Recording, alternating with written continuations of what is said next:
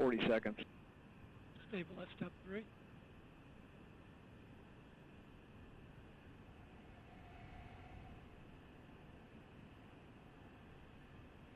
$28. ECS reduced for launch. Roger. $25. Status check. Go Atlas. Go Centaur. Go STP-3.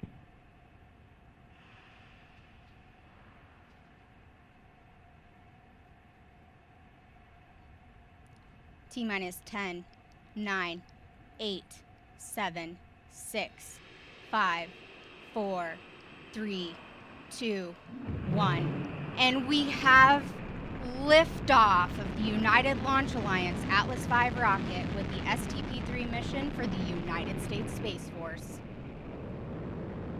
Vehicle has cleared the tower and is beginning the pitch over program. And the RD-180 is throttling down slightly as expected. Engine response looks good.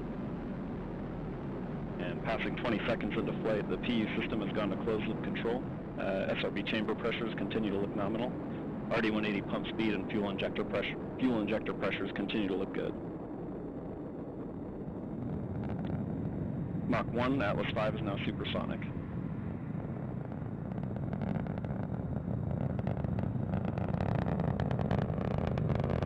Passing 45 seconds into flight, vehicle is now passing through max Q, maximum dynamic pressure.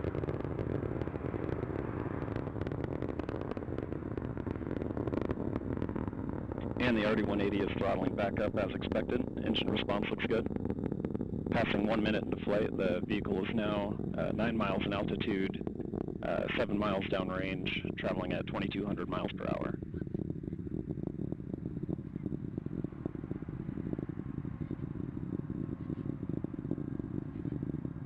And the RD-180 is throttling down again as expected. Engine response looks good. Standing by for SRB burnout shortly.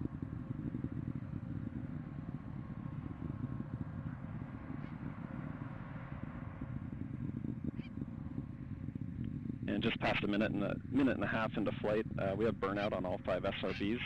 Burnout pressure signatures are looking good, and the RD-180 is being throttled back up as expected following SRB burnout, standing by for jettison shortly.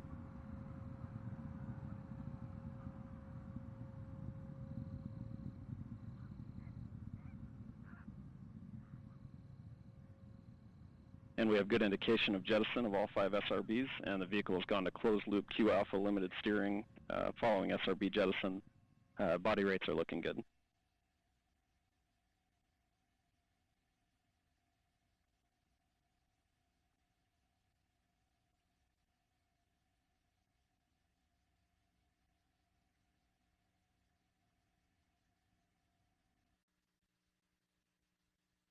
And coming up on 2.5 minutes into flight, a little over 2 minutes remaining in the boost phase of flight.